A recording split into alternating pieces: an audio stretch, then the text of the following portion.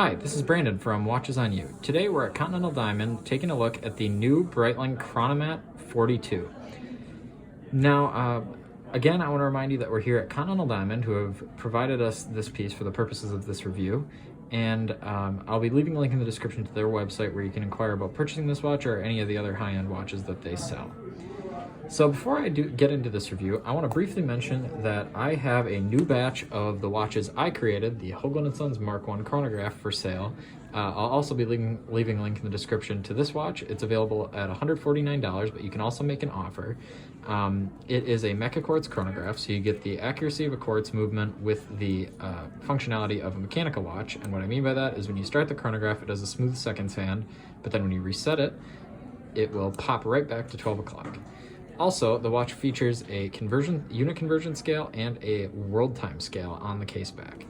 It is a 40mm case as well, stainless 316L stainless steel. So definitely check that out.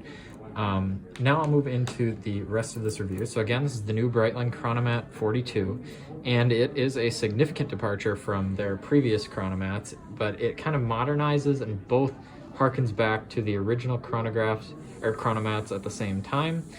You can see the biggest change with this piece is obviously the bracelet, and I'll go over that first. So this is it's called a rouleau bracelet, and I was very nervous when I saw this when they released that because I was afraid that it'd be too thin, because the online pictures didn't really do justice to how high quality it is.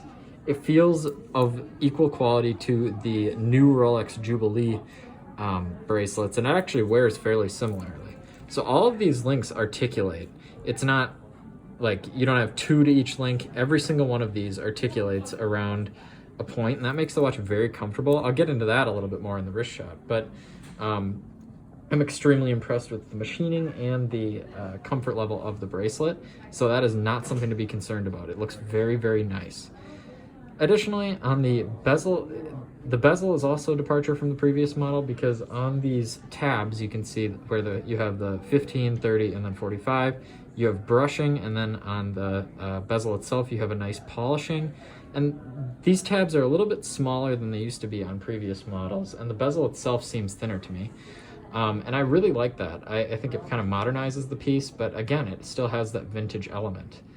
I really enjoy the hands on this watch. They actually remind me a lot of the hands on a Nautilus. They're not quite the same, but they're fairly similar. They're all loomed, which is super useful for nighttime viewing. So I'm very impressed that they chose to, again, loom all their hands. Typically with a chronograph, you'll have the main two hands not loomed, and then you'll have the subdial you'll have the main hands loomed, and then the subdial hands won't be loomed. But they chose to, again, eliminate all of these, and obviously this is the pilot's watch, so that's extremely important to view your timing at night. For night flying, I can demonstrate the chronograph here, which obviously is powered by the Breitling B01 movement, and that is a proprietary Breitling movement. It's no longer, again, an ETA-based movement. It has basically the most impressive feature of the movement itself, in my opinion, is the 70-hour power reserve. For a chronograph, that's very impressive, and again, that's over my 48-hour limit, so I'm really happy that they chose to include that in this piece. On the case back, you can see the movement itself. It's very nicely finished, but again, it's a little bit utilitarian, and that's what Breitling's known for.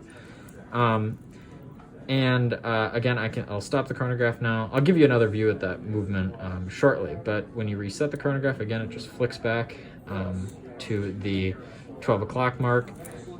And here's that movement again. You can see there's a little bit of Côte de Genève, and I don't see any perlage on the movement, but it's very nicely finished. But again, it's in a utilitarian fashion. It's not, they wouldn't want to decorate it that much because this is a utilitarian tool watch.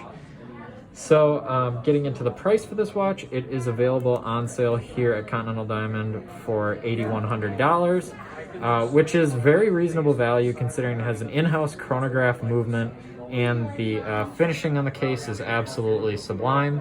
I'll move on to a wrist shot here. Take off the glove.